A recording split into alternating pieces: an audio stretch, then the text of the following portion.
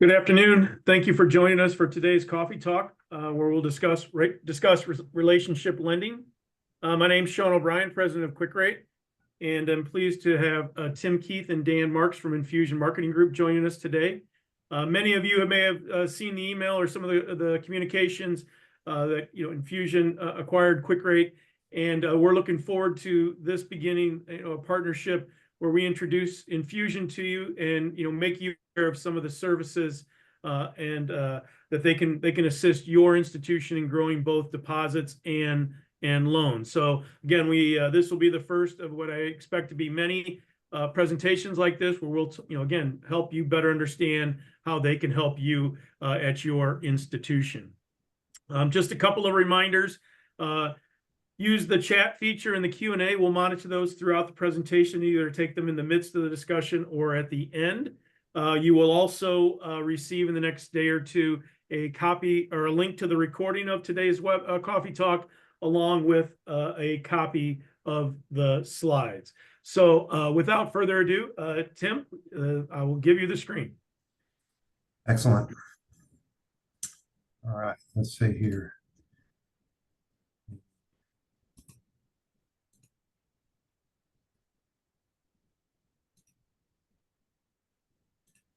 Okay, and let me put it in presentation mode. Okay, can you see my screen? Yes, we can.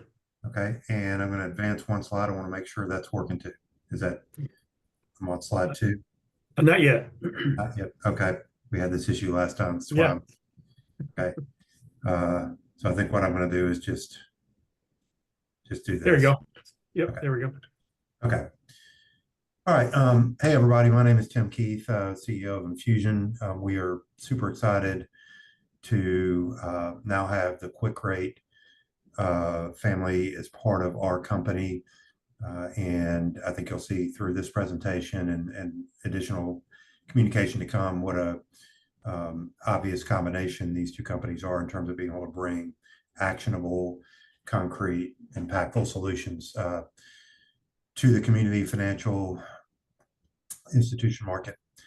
So I'm going to talk today about growing loans in a challenging environment. And, I'll start by just observing that we live in a pretty hyperbolic culture, I think it's safe to say. And one of the manifestations of that is how frequently the term unprecedented gets thrown around. And some of us that are older, like myself, we kind of roll our eyes a little bit at that sometimes. But when you look at what's happened in our industry the last 4 to 5 years, it is truly unprecedented in really tangible ways. Most of our clients going into the pandemic were experiencing pretty solid loan demand and were looking for deposit funding. Of course, the pandemic hit, and I'll never forget actually speaking at Western Bankers Association, March 3rd, 2020, sitting in the breakfast hall at 8 o'clock in the morning, and every phone starts buzzing at the same time, because that was when the Fed cut rates from 150 basis points to 0. And of course, that triggered a whole series of events that dramatically affected the lending environment. Of course, one of those being historic mortgage refinance cycle over the next 2 to 3 years. The stimulus that followed from the government, including PPP, which contributed to an incredible liquidity event, but also absorbed multiple years worth of business lending demand in a very concentrated period of time, and required extraordinary efforts from many of you on the phone and the industry as a whole to put that program in place and meet the needs of customers there. And, just at the time that we thought, well, okay, we're going to always be liquid. And we're looking for every way to deploy that excess liquidity. Suddenly we have spiky inflation, and we have a historically aggressive rising rate cycle, and now the highest interest rates in more than a decade, which dramatically, of course, affected lending as well. And, I think you could argue, and I'll show you the next slide, that we're looking at, and already starting to see some credit issues in the market and potentially a negative credit risk cycle on the horizon. And of course, many of you still may have liquidity concerns. in addition to risk concerns. And if that was not all enough, virtually every federal agency has significantly ramped up regulation at the same time. And so any one of these things on the screen would be enough to create cognitive dissonance in our planning process and trying to develop some sort of coherent growth strategy. But you put all of this together in a 4-year period, very, very challenging to develop strategies for sustainable growth. And that's really what I want to talk about today, sustainable growth in assets and lending. Before I do that, I will show you this graph from IntelliCredit, where it overlays in the blue the Fed funds cycles, and in red loan charge-off cycles. And if this graph, repeats what we saw in the 07-08 cycle, and those two lines crisscross, we could be looking at a pretty significantly negative credit environment over the next couple of years. Hopefully that won't happen. I think there's a lot of arguments as to why the industry is better prepared to deal with risk now than in the prior cycle. But it does put some actual numbers behind the potential that we're in terms of credit risk management. So the implication of all of this is we have to work harder and smarter than ever in order to be able to grow loans in a way that recognizes these unique challenges in a way that's profitable, in a way that's sustainable. And we would argue based on that there's never been a more compelling time in that context to focus on lending that's rooted in broader customer relationships, lending that is in less cyclical or less interest rate driven lending categories, and lending that is enabled by targeted omni-channel measurable digital marketing. And we're going to talk a lot about that. What is that? And what does that look like as we go through the presentation? So when we talk about non-cyclical lending, I thought this was a great example. This is an individual client quarterly loan cross-sell, specifically installment loan cross-sell campaign. So encompassing the period of 2019 to 2023. So I like this graph because on the left side, you've got interest rates approximately 2%. In the middle, you've got interest rates at 0%. And on the right, you've got interest rates as high as over 5%, current interest rates. And what you see here, and this is installment lending, primarily vehicle lending, some mix of personal unsecured. And that's lending, particularly vehicle lending, that tends to be non-cyclical. People have a need for vehicles and vehicle financing that, exists whether or not rates are 0 or rates are 5% in terms of Fed funds. And what you see here is interesting trend. So you do see an increase in response rates when rates hit 0%, but you still see over in the last 3 quarters of 23 response rates that are higher than the average for the overall period. And so again, it illustrates, unlike mortgage lending and to a degree, certain types of business lending that are more heavily dependent on lower interest rate cycles, there are lending categories that consistently drive results. And so with this graph, you have segmentation that is uniform across the range of the graph. So the targeting criteria is not changing. You have offers that are promoting similar products. Now the rates are obviously different based on the cycle, but you have an ability to sustain a volume and efficiency of lending growth through personal targeted marketing outreach over a wide range of different cycles. So to kind of take a step back and kind of lay out a foundational premise that I'll then refer back to as we go through the rest of the presentation. Any successful selling process, including the process of selling loans, requires at least 2 things. And that is the person you're selling to must have the means to buy the product and at least some inclination to buy the product. So this is something you deal with in your lending environments every day. On the one hand, every one of you has customers who badly need credit, a high propensity to borrow. But if they have a 580 FICO, they have no capacity, you're not able to make them a loan. On the flip side, every one of you also has customers who have perfect credit. They own their homes outright. They can borrow substantial amounts of money from you, but they have absolutely no need for credit. you're not selling them credit either, because notwithstanding all their capacity to borrow, they have no need or propensity to borrow. So it's the bringing together the relative capacity of a borrower to borrow at a point in time in particular categories with their in-market status that makes lending work. And not just in a general way, but in a way that delivers specific financial value to the customer and earning assets to the institution. And so there are capacity and propensity indicators all through your customer files, not just for lending, but also deposit gathering, transactional behaviors, digital behaviors. Some of those are institutional. They really like you a lot. Some of those are category specific. They've demonstrated a preference for banking in particular ways. And so as I go through this presentation, I'm going to point out what are these indicators and how, in terms of how they predict lending and the ability to grow lending within a relational context. Now, for years when I presented this slide, all I had on the left was capacity propensity. But as our business has become a digital business, I've added awareness. Even going back before the pandemic, we've given technologies to customers to manage their accounts. They don't have to come to branches as frequently.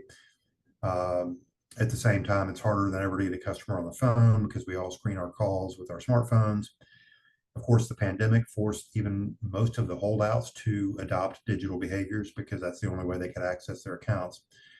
And at the same time, all that's happening, we have this growing plethora of online lending and online savings competitors that we have to deal with. And these are generally low friction, well-priced options to alternatives to our products and services. And so I would strongly make the case that if we are not out there proactively creating awareness of what we have to offer in these high capacity, high propensity segments, we're going to miss opportunities to meet a wider range of needs in our customer relationships. So to go back to the lending example, let's say you've got a customer who's a good credit risk. They're in the market for a home improvement loan. They generally think favorably of you, but you're not top of mind with them. They get hooked into an online lending option as they're searching for alternatives. And before you know it, they've met that need somewhere else, and we've missed an opportunity to meet that need. And so you are all digital companies now. As a digital company, if you are not proactive in your outreach, you're going to miss opportunities to meet a wider range of customers' needs. So these concentric circles on the right, we use to represent our sources of income. As bankers, we buy deposits from depositors, hopefully as cost efficiently as we can buy them. We sell loans to borrowers while we manage risk. We generate fees from transactors while we manage servicing expenses. And so you all have broad segments of customers in each of these three circles. And the overlap in these circles is essentially a picture of relationship banking, customers that are producing multiple types of income for the institution. When you get a customer in the center of these three circles, where you're meeting not only their transactional need, but their savings need, as well as their lending need, your profitability per relationship is 4 or 5 times higher than average, and your controllable retention is virtually 100% per year.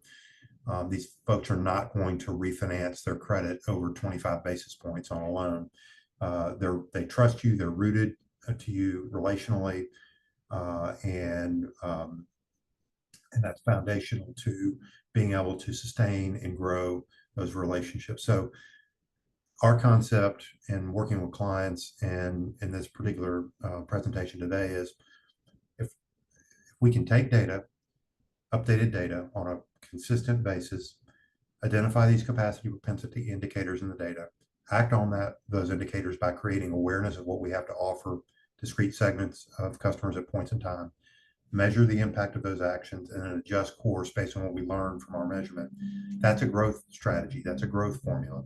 But what drives that is not price. You don't have to have the lowest rate in the market on your loans. What drives that is not large scale campaigns. It is discipline, the discipline to execute against that process, analyzing data, identifying opportunities, executing, measuring, adjusting course. So that's what we're going to talk about as we go through the rest of these slides in the presentation today. Now, I wanted to show you a very dramatic illustration of how accurately your deposit data that's in all of your customer files predicts both capacity and propensity to borrow. So this is historical response rates to loan cross-sell campaigns based on more than 100 million marketing contacts. correlated with the amount of deposits held by the audience pre-campaign. So on the left here, you have less than 10,000 in deposits going into the campaign, 10 to 50, 50 plus. Same thing over here on the right. On the left, you have a response rate. On the right, you have average balance. So you can see here on the left, a very stair-step and linear curve that predicts credit response rate by deposit levels low to high. The lower my deposit level, the more likely I am to respond positively and book a loan through a loan campaign. And of course, this is propensity to borrow. Lower depositors are more likely to have a propensity to borrow. They're more likely to have a need for credit compared to higher depositors. You see it very, very consistent. Every single loan campaign I've ever tracked, which is hundreds of them for clients, shows this pattern. And if you only looked at the left half of this slide, you would say, well, why am I wasting marketing dollars trying to sell loans to households that already have 50,000 in deposits? They're not very responsive. They're half as responsive as my less than 10s. Well, that's the right half of the graph. Yes, greater than 50,000 in deposit households are less likely to borrow. But when they do borrow, their capacity factor is much higher. They have greater chunks of lendable equity. They have larger numbers in terms of debt to income ratio and their ability to borrow against their income. And you see this show up here. Average response balances for greater than 50, 70,000, 51,000, 36. So when you blend these two things together, it really equalizes the cost per dollar of loan generated. But again, the point of the slide is that it really illustrates how powerful your deposit, your core deposit files are in predicting capacity and propensity to borrow. Another propensity indicator is number of services, which is an indicator of institutional affinity. So someone who has 4 or more services with you really likes you a lot. They've demonstrated a significant amount of financial trust in you. And that correlates to response efficiency. And it's the old thing, it's easier to sell a 5th service to someone who has 4 than it is to sell a 2nd to someone who has 1. And you see this showing up here on loan, again, historic loan cross-sell response rates, where there's a direct linear relationship between number of services and likelihood of response. And if you think about it in just really practical terms, my confidence that you're going to take my application seriously is greater if I have a deeper relationship with you, because my perception of your understanding of who I am as a consumer and willingness to take all of that into account is greater than if you have a very limited relationship or limited view of who I am. And especially if you've approved me for credit in the past, that's a very strong propensity correlator with my likelihood to then choose you as the first place to go for the next loan and the next loan, because of that confidence level that you're going to take my application seriously. So you can kind of see some of the building blocks of effective targeting in terms of deposit dollar data, as well as things like number of services. So here are some guiding principles for systematic loan growth. And the first is you could apply also to deposits. And that is that there's an opportunity cost associated with every conversation that used to happen with a customer in a branch environment or on the phone that is not happening today. So think about that. As our businesses become a digital business, every conversation that would have happened 6 or 8 years ago that is not happening today is a conversation that doesn't lead to a deeper conversation with a banker about my needs.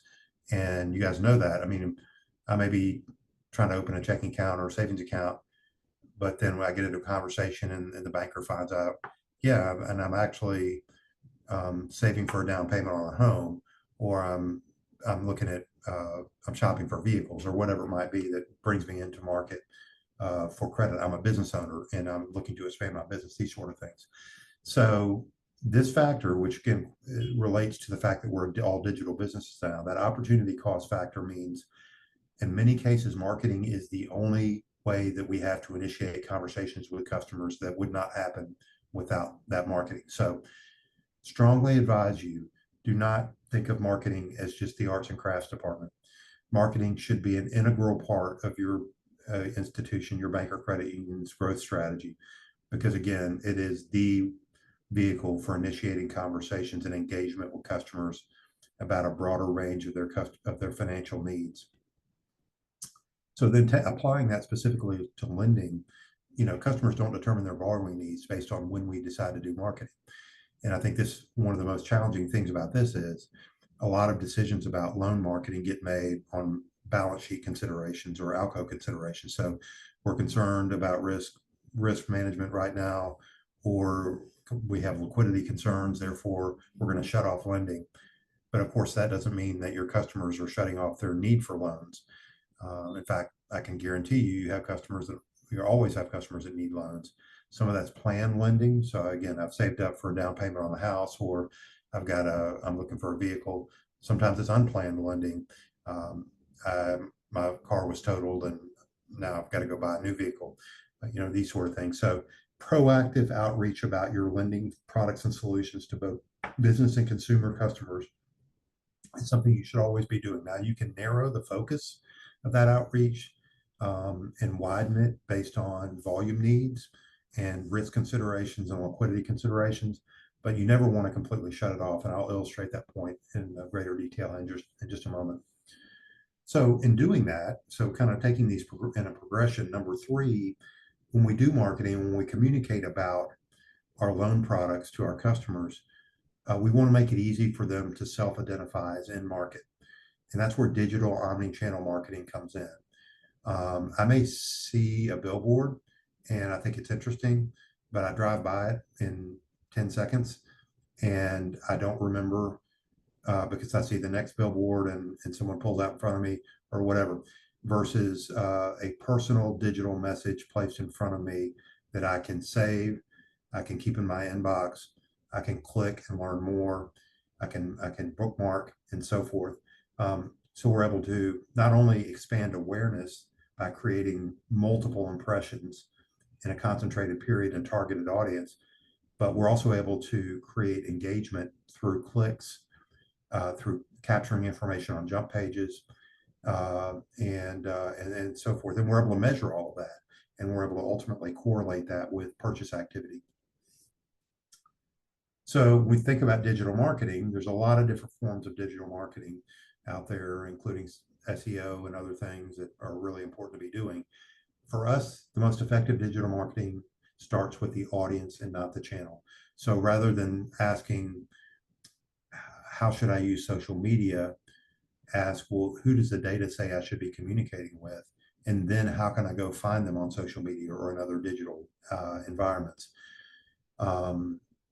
And of course, being able to then track how customers interact with that marketing and how that correlates to actual booked loans is really critical, because that gives you insight into your online account opening process, as well as your offer strategy and so forth. So if your pull-through rate is not normative, and we help clients understand what's normative, then that can tell you I'm creating interest with my offer, but I'm not getting actual loans. And I'll show you an example of that here in a minute as well. Number 5, new customer onboarding is really important. It's the point of the spear.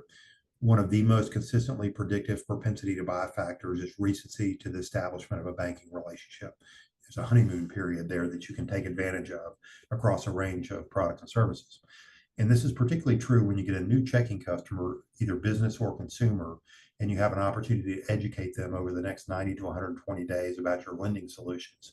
And we measure this for clients all the time using holdout groups and so forth, where we're able to demonstrate a lift in loan purchase activity through active, strategically targeted onboarding engagement versus no engagement.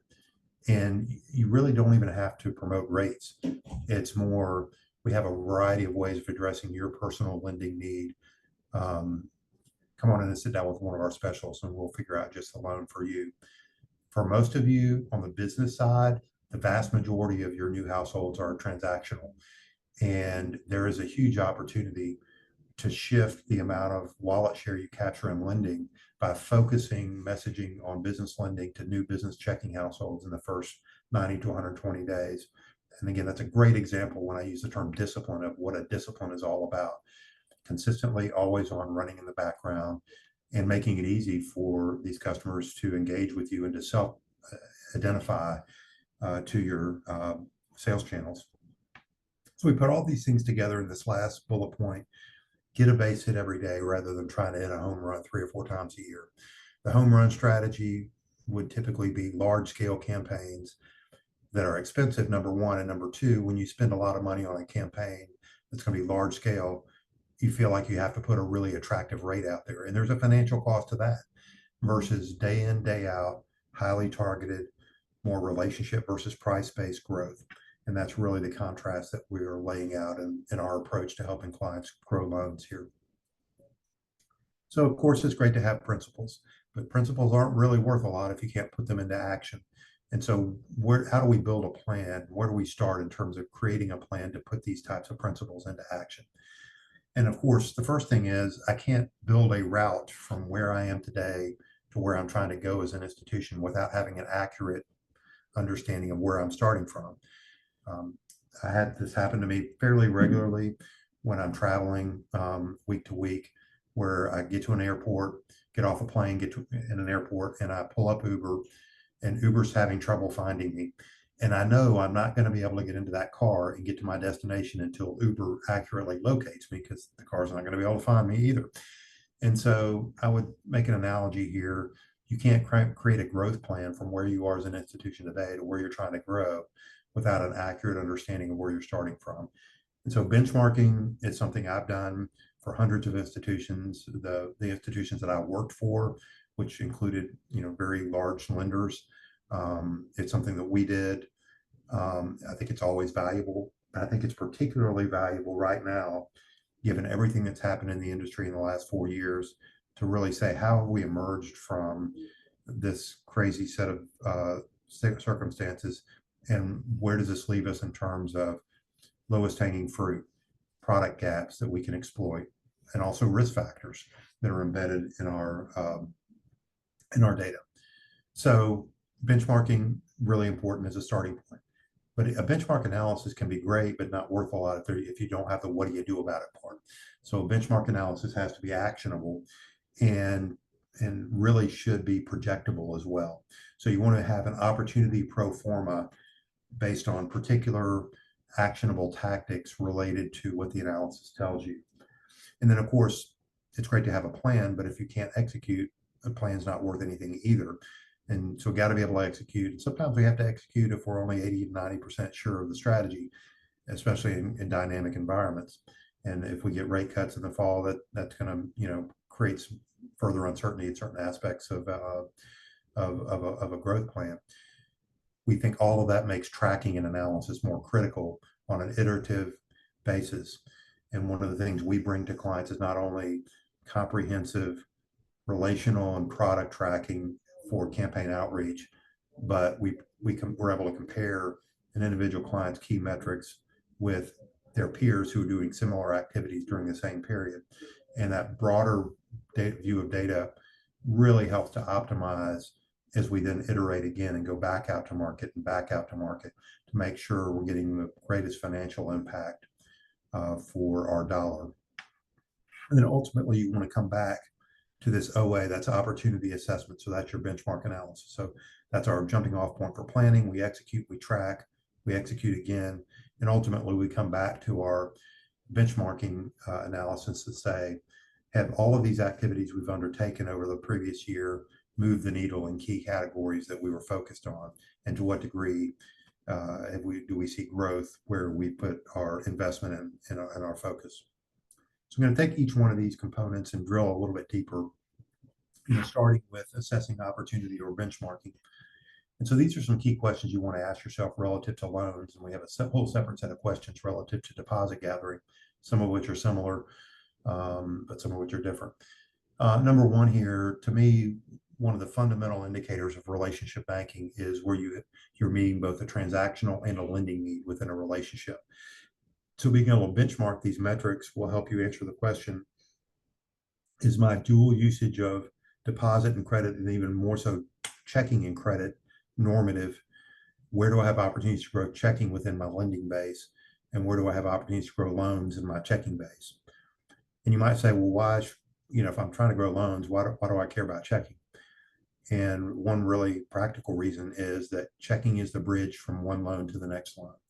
So if I have, let's say, an auto loan with you and I pay that loan off and I'm looking for my next vehicle and I have a checking with you, I'm much more likely to do that next auto loan with you than if I don't have a checking with you, because the bridge is the checking is the bridge from the current loan to the next one.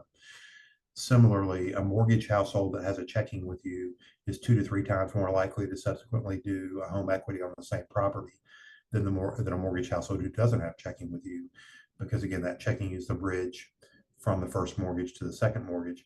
And so checking should be an integrated part of your growth strategy, particularly a relational growth strategy. Then, of course, on the flip side, for most of you and probably all of you on the phone here, your largest base of households are checking households. And very likely that the majority of those don't have any credit with you, but a lot of them have credit somewhere else. So being able to leverage those checking relationships and the propensity that's embedded there. So if I'm using your debit card every week, if I'm in your app every week, those are propensity indicators because I'm engaged with your brand on a day-to-day, week-to-week basis. And those are typically going to predict cross-sell efficiency for loans. And so being able to mine that base using those types of criteria is really fundamental to relationship-based lending growth. Number two, single service usage predicts both attrition risk, but also cross-sell potential. And on the cross-sell potential side, it kind of ties into what I was just saying. Understanding your single service checking dynamics, and to a degree, your single service mortgage dynamics will give you an ability to quantify growth in categories like home equity, installment loan, and so forth. And we'll illustrate this a little bit more as we get deeper into the presentation. From a business lending perspective, from almost every bank and credit union in the country, your largest number of business households are single service business checking or business cash management type households, where you've got the transactional piece, but you don't have the lending piece. And so how can I leverage both capacity and propensity indicators in that business checking, business cash management relationship to predict both capacity and propensity to borrow in business lending categories? Deposit concentration. So why do I want to focus on that if I'm talking about lending? Well, first of all, it's critical to your funding base, and you can't grow loans without deposit funding. And so understanding where you're exposed there is critical to being able to sustain loan growth, because I've got to have consistent sources of reliable funding. But also a thorough understanding of deposit concentration uncovers highly prioritized lending opportunities among depositors. And I'll illustrate this for you in just a minute here. Finally, new households. So one of the most negatively impacted metrics from the pandemic was new household formation rates. Going into the pandemic, an average bank or credit union, 9% of households were new in a given year. And that was a pretty static metric for a lot of years leading up to the pandemic. During the height of the pandemic, that dropped to 4%, and we're only back to about 8% now. And so we have a multi-year gap in new household formations for the average institution. And that's critical because new households are your future borrowers, particularly new checking households. And so if we have atrophy there over a sustained period of time, it's going to create greater challenge to be able to sustain loan growth through different cycles. So new household acquisition is something we work with clients on, and would be happy to talk to any of you about. And one of my analogies is, when you acquire a new checking household, it's almost as if your institution is buying an annuity, because you're acquiring a relationship that's going to produce income in multiple categories over multiple years. And so understanding the underlying annuity factors of new households that you're targeting for growth can really be part of your loan strategy. Because if I'm targeting households that have capacity propensity indicators in the targeting criteria for lending, and I'm leading with checking offer, I know that's going to build a source of downstream lending, especially if I have effective onboarding and cross-sell, that's going to really benefit my ability to sustain growth over the long term. Also, tying into the onboarding conversation earlier, you need to be able to benchmark, how am I doing when I get a new checking household in with capturing their loan relationship to compare to my peers? How big is my gap if I have a gap? Or if I'm overperforming, what does that tell me in terms of reinforcing investments I've made in things like online account opening or effective sales management type of tactics? So just a couple of examples of benchmarking that we do for clients. These are actually live client examples. The first is a deposit concentration table. I love this view of the data because it does a great job of intersecting a balance sheet view with a customer relationship view. You don't have to choose between managing portfolios and managing relationships. You can do both at the same time. But to do it, you've got to be able to bring key data together, and that's what this table does. So what we have here is on the left, you have 6 ranges of deposits from $1 to 250,000 plus. You have the number of relationships at this institution that have that level of deposits and the percentage of deposits they control within the institution. You have the percentage that have checking, average checking balance, the percentage that only use one service with the institution, and then the percentage that have credit with the institution. And then you see a series of indexes interspersed across this table.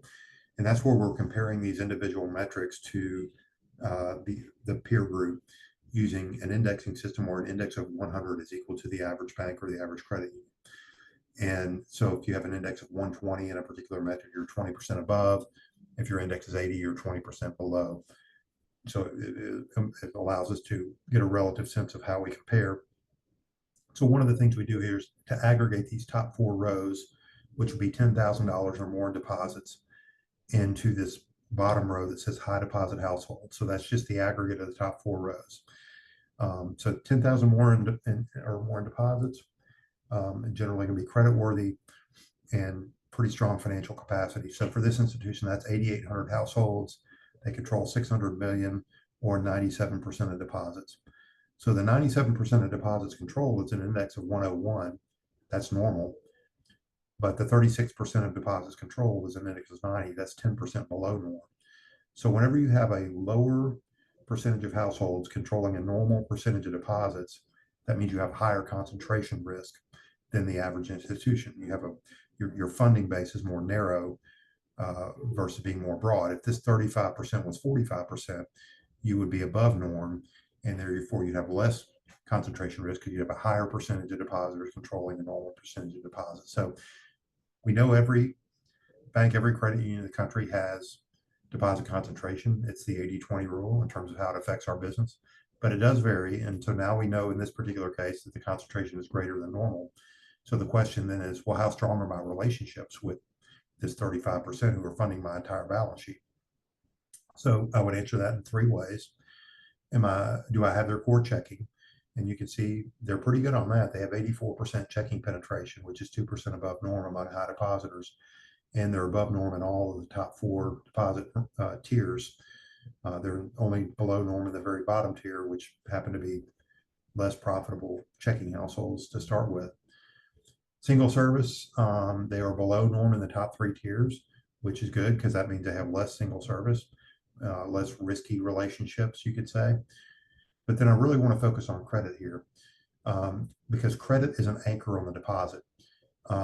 If I have 10 years left on a mortgage with you, and let's say I'm in this tier here where my average mortgage balance is, average checking balance is $29,000. So I have $29,000 in my checking, and I have 10 years left on a mortgage with you.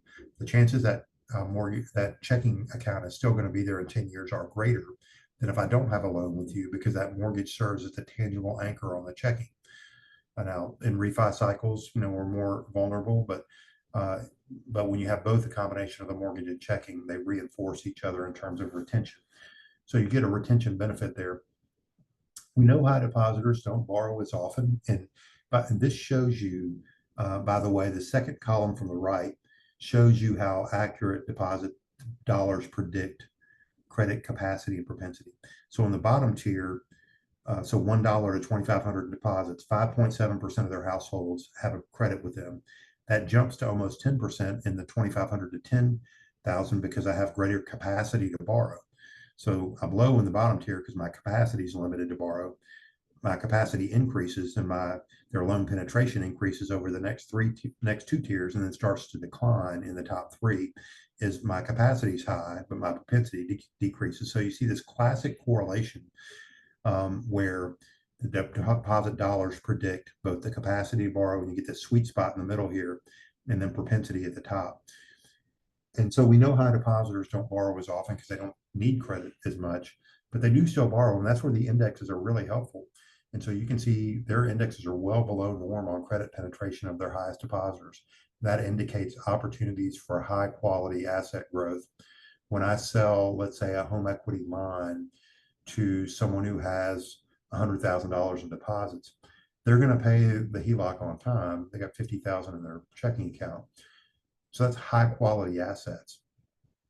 But they also, when I do that, when I meet that need for that customer, that puts an anchor on that $50,000 checking in the term of in the form of the loan term.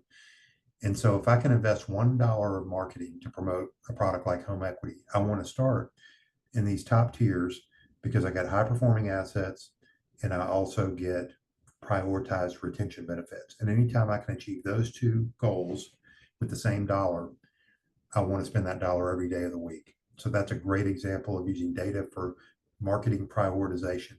And by the way, your next best product models they don't pick up on those type of nuances because they're not designed to get to that level of nuance. And by the way, home equity in these higher deposit tiers is a great product because these households tend to have high property values, chunks of lendable equity, and so in addition to high quality credit. So what I'm able to do is then take a macro view like that and take it to a product level view where I'm benchmarking on the left. What is my penetration or product ownership rate compared to the average bank or credit union where the 100-yard line is norm?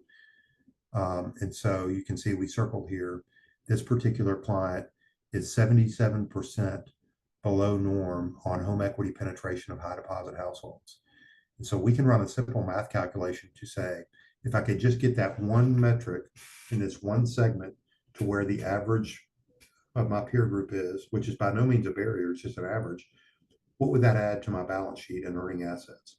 So it's great to have benchmarks. It's even better to have quantifiable gaps.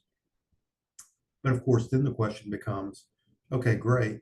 I got a quantifiable gap. How do I go about closing the gap? And how much of that gap can I close in a 12-month planning cycle? So I'll come back to that in a few minutes. Switching here to the business side, this is where we're taking, in this particular view, single service business households. So they have a business banking relationship with the client, but it's only in one category. So for this client, 65% of their business checking households only have checking. That's 3,592 households. And their average balance in that checking account is about 58,000. So a couple things here. First of all, that 65% concentration of single service and business checking is an index of 108. So they're 8% higher than norm on single service business checking. Would indicate they have some efficient opportunities to cross-sell into that, particularly given that average balance for single service business checking is 26% above norm. And the amount of money that a business keeps in their operating account is very strongly correlated with their likelihood to be creditworthy and have credit capacity. So we're able to then take, transactional type behaviors, engagement behaviors. So they're transacting with me on an active day-to-day, week-to-week basis, and combine that with balance data that indicates credit capacity. And that creates target audiences within this 3,500 households that I can offer business line of credit, business loan propositions with a high degree of efficiency. And by the way, they also have 382 single service business loan households. That's 17% above norm. And so that becomes an opportunity to cross-sell business checking and get quality growth in business checking as well. And that's a quantifiable opportunity. So again, great to have benchmark data, even better to be able to quantify gaps. but then how do I put that analysis into action? So here's some principles for effective loan marketing. The first thing is just starting with, personalized, direct, targeted loan cross-sell is doing two primary things. One, mining your checking base for growth where you don't currently have credit relationships. And that's your largest base, again, for I would assume all of you, most of you, and that's both business and consumer. The second thing you're doing is systematically extending and expanding current borrowers into new categories. So adding a home equity to a mortgage household, adding a mortgage to an installment loan household. A lot of examples of that, adding a credit card to an installment loan households.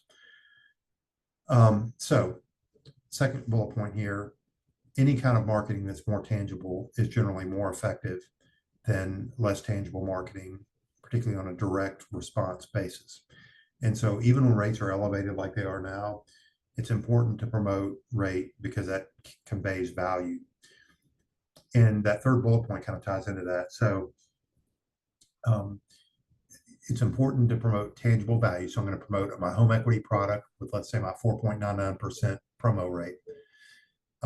But what you don't want to fall in the trap of is defining a campaign on a narrow product basis. If I promote that 4.99% home equity offer, you're going to have people in that audience that look at that and say, wow, they've got good rates here. I don't know if I have enough equity, but I'm actually looking for an auto loan. Maybe I should talk to them first, or I'm looking for a first mortgage, or whatever it might be. And so consumers and businesses bring into the lending process widely varying degrees of credit capacity and credit propensity. So capacity being things like lendable equity, basic credit, propensity being things like preferences for the flexibility of a line of credit versus the certainty of a fixed term monthly payment with an endpoint. These are behavioral types of things. The purpose of effective marketing is to get active borrowers into the top of your funnel and allow your salespeople and your sales channels to do their diagnostic work to figure out the best way to meet that individualized lending need. So the lead offer really functions to create engagement through communication of a value proposition. But then we want to have positioning around that offer that says, we know you're unique. We have a variety of ways of addressing your particular lending need. Come on in and sit down with one of our specials and we'll figure out just the loan for you. So it's that combination of tangible value product offer with that lending solutions positioning that works most effectively in marketing. A couple other things that are kind of obvious but are important. All of our loan cross-sell campaigns, we have pinned home ownership data, which is typically county deed data. And that allows us to assign primary versus secondary messages. So homeowners without a home equity might get a lead offer of home equity with a secondary offer of installment loans. Non-homeowners might get a lead offer of installment loans with a secondary first mortgage message. And so in both cases, you're still adhering to these principles, concrete value proposition, loan solutions positioning, but you're targeting primary, secondary messaging based on, important data. The last thing here on the sub bullet point is we all know as lenders that small business owners often commingle their personal and business credit. And so when you target, let's say, a home equity offer, particularly to your higher deposit households, you're going to have some of them who actually are business owners who will end up taking out a business line of credit. You'll also have the reverse. Folks you target for a business line of credit offer who say, actually, I think a personal home equity is a better solution for funding my need right now. And so that's okay. We want that. And that's the whole point of this whole process of getting active borrowers into the top of the funnel as they enter the market for credit. So consistent, frequent outreach does two important things: creates awareness of what I have to offer that is cumulative over time, and increases the likelihood of being in front of individual borrowers as they enter the market for credit. So those are really important things to be doing all the time. And let me point out one thing on that. And going back to our deposit concentration table here, these high deposit checking households, if if you shut off your loan marketing and you're not talking to these people about their loans, and Wells Fargo ends up doing a home equity for your $50,000 checking household, Wells Fargo is going to aggressively go after that checking account as part of the closing of the home equity. And they're probably going to offer at least 25 basis points off the HELOC to get the checking. So again, it's even a defensive measure because the fact that you don't need loans doesn't change the fact that your customer is looking for a home equity line. And if you're not going to do it, well, Wells Fargo will be happy to do it. And they're going to, again, aggressively go after that checking as part of that. Now, Infusion is a pay-for-performance marketing company. So when we work with clients on loan campaigns as well as deposit campaigns, we're providing strategy, project management, data management, creative, in a very collaborative environment. And then we're providing those services at no charge. We're also paying to deploy marketing in an omni-channel environment. I'll show you some screenshots of what that looks like in a minute. And we're paying all the deployment costs for that. So we are very focused on channel mix because as a pay-for-performance company, if I use a channel that doesn't work, it costs me money and I don't get to bill my client because no one books a loan. And so we measure this very closely, and we see consistently, particularly in lending, the number of different ways that I can show the customer the message, the more likely they are to actually book a loan. And so you see that correlation. This is one example right here from our tracking database where 2 channels versus 3 versus 4, you see an increased response rate then based on the number of different channels, and that's remarkably consistent. So a couple case studies here. This is Lakeland Bank in New Jersey, and they've grown over the 13 or so years that we've worked with them. Their lending tends to be focused on home equity mortgage and business lending.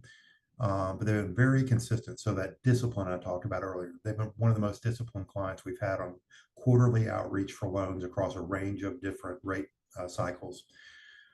We added digital. So we worked with them for 13 years. We added digital a few years ago and have been able to almost 4 million ad impressions and about 7,000 clicks on loan offers over the last 3 years.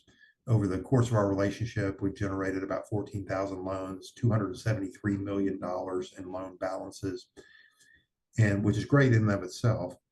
But those loan buyers, at the same time they were booking those loans, also opened 90 million in what we call halo balances. So that's where someone comes in and opens a home equity line in response to a loan offer, but then the salesperson is able to also sell them a savings account or a checking account. And so we keep up with what those balances are. We track halo rates and turn on the graphics here where we can compare. And this is really insightful information for sales management. We can tell a client, 27% of your HELOC responders also bought another deposit and loan during that the campaign in which they purchased the HELOC. The peer group average is 22%. So you're beating your peers by 5% on converting one sale into a second or third sale. Really valuable information. And you can see the cost per loan, $28. I mean, you can't do better than that on any type of volume. You can get a better CPA if you're generating 10 loans potentially, but not 13,000. A couple other relational metrics. We've had 2,700 single service checking households convert to multi-service loan households through the program, and also 1,000 checking only households bought their first loan with the bank. Based on their profitability data, estimated return on investment greater than 500%. You see the digital ads here. You see both display ads and here and then down here, and you see social media. So when we're doing campaigns like this, we're not using cookies. We don't use cookies. And we don't buy lists from Facebook. We take files of data based on the data analysis. So high deposit checking households, for example, and we match those files to these digital channels. Match rates run 80 to 90%.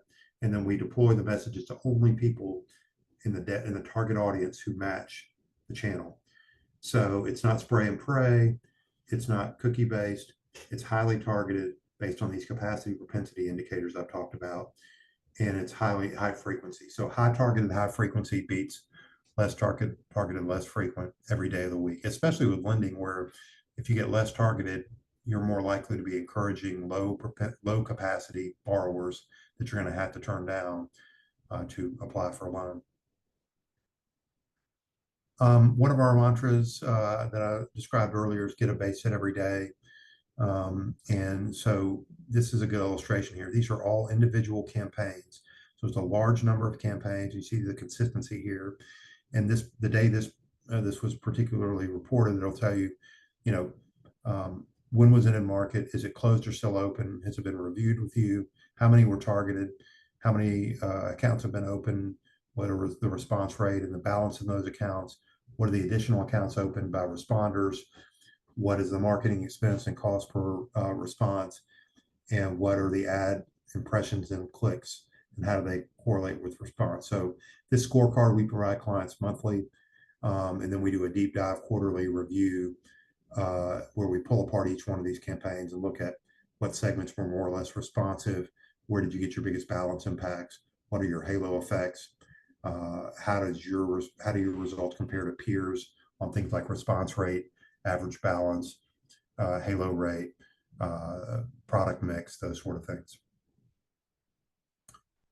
This is a business loan campaign. I thought this was interesting. You have 3 different size banks, and these were in market February, March, April of 23.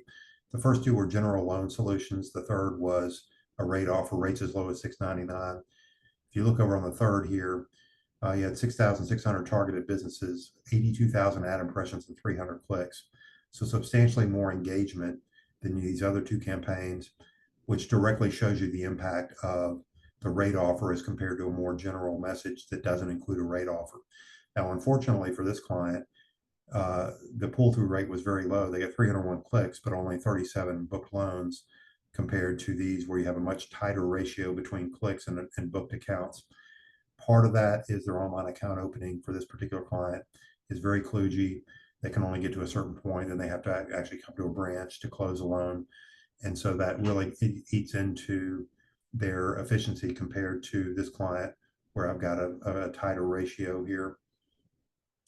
Other thing you see here are average balances differ. Part of that's commercial versus small business mix. And you see halo rates. 50% of responders for this client bought something else besides a business loan. It was 16% here and it was 100% here. So those can vary somewhat, but they add value to the campaign. Some examples of some client creative. This is First United. So this would be an example of more of the general lending message versus a pure product offer. But you have email here on the right, you have social media, you have direct mail, you have paid display. So 4 different channels. I'll admit to you, when we first started doing digital for businesses, I was a little skeptical because they're like, who's going to actually be seeing these ads? And are they going to be decision makers and so forth? And Lakeland was actually, willing to be a beta years and years ago when we started doing this. We've seen very strong correlations between the click activity and the actual loan purchase activity for the particular client. This would be Berkshire Bank. We see, again, there's no offer here, but you have a QR code that will give you the pricing when you scan it. And that would be mail versus email and digital here. So you see that omni-channel impact that where each channel reinforces the other channel as you're seeing the message in different times and different places. This would be, again, a very different brand, Citizens National Bank in Mississippi with a home equity offer where you've got, again, the direct mail, you've got social media, and you've got a display. This would be an installment loan offer, and this would be assigned as a primary for non-homeowners with a secondary first mortgage that rotates. And then for the homeowners, they would actually get a home equity that would rotate to these vehicle loan offers as part of the dynamic digital rotating graphics. And you see what they're able to do here is to talk about different types of vehicle lending they have between new and used auto, boat, RV, motorcycle, etc. And so it gives you just kind of different flavors of some different product types and different, very widely varying different institutions. I thought you would be interested in just seeing some trends on response rate over the last 4 years for home equity, where home equity is the lead offer versus business loan. And so coming into 2020, kind of the multi-year benchmark, 1.14% for home equity, 1.06% for business loan. That jumped during the 0% environment. And you've got PPP really helping to drive business lending here and absorbing a lot of capacity. And you see the impact of that as you get out here where you have response rates falling dramatically, and particularly the last 2 years on business lending. On consumer, you see this jump. A lot of this is refi. And then you start to see a decline as we get into to 24. When you look at, and so when you get to where we are right now, business lending is down. Consumer lending is also down, but still about twice on response rate what you see with business lending. And again, the impact of high interest rates affecting that, you really see that very dramatically there. And by the way, all of this data is hundreds of institutions with hundreds of campaigns across the range of this. So it's a very deep and diverse data set.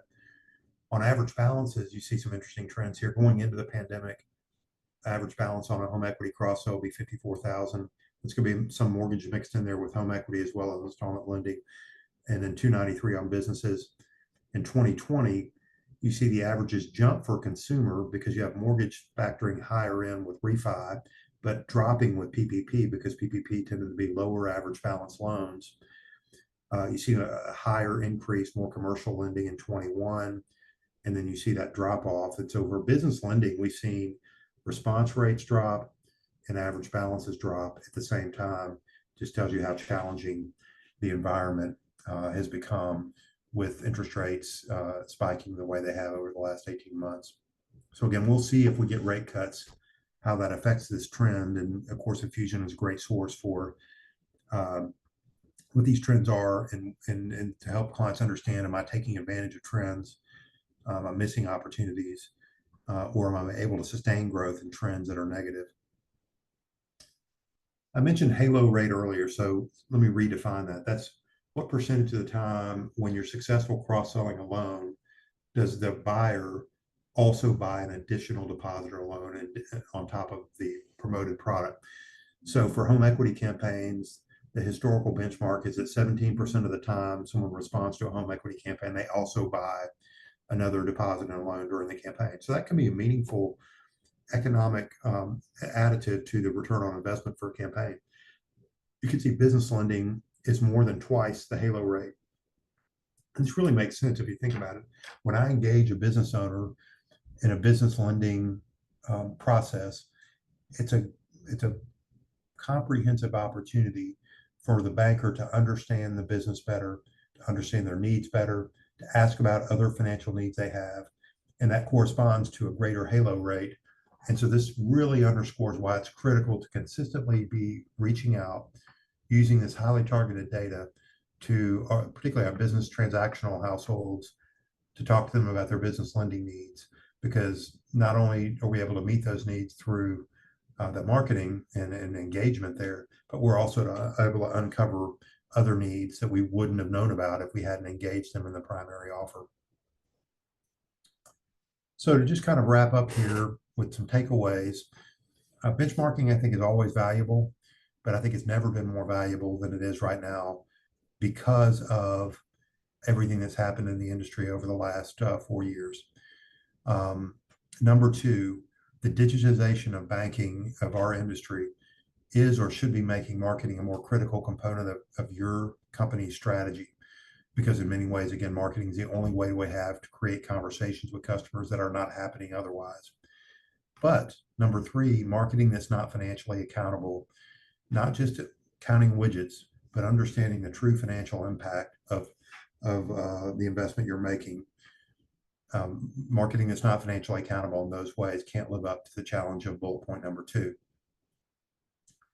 So the discipline to act on opportunities in the data as they present themselves and to measure the impact of those actions, in our view, is going to separate winners and losers over the next several years as we potentially look at rate declines and what looks like an environment that's not going to be any less volatile anytime soon. So as clients of Quick Rate, we offer our opportunity assessment analysis at no charge. We normally charge $15,000 for that assessment, so there's a tangible value to it. It's about a 40-page robust benchmarking exercise that includes deposit concentration, new household analysis, single service analysis, high deposit household analysis.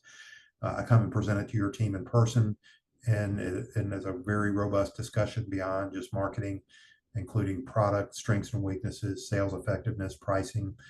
And so if you're interested, just let us know through the chat, and we will set up a conversation to let you know what we need to be able to do to create an opportunity assessment for you. There's no obligation with the assessment in addition to being no cost, but you can see hopefully the value that we're able to bring to our new partnership with Quick Rate, and we're super excited about being able to meet you all through the Quick Rate relationship and introduce more of what we have to offer through that process. So thank you for attending, and thank you for your time and attention.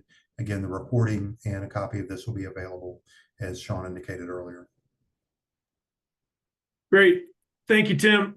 Just again, a reminder, if you have any questions, go ahead and submit those now in the Q&A or the chat box. And then as Tim said, right, if you're interested in the opportunity assessment, you can submit there, or just email us, or email one of the members on the sales or service team, and we'll get that out. So as Tim said, look for the email with the link to today's recording and a copy of the slides.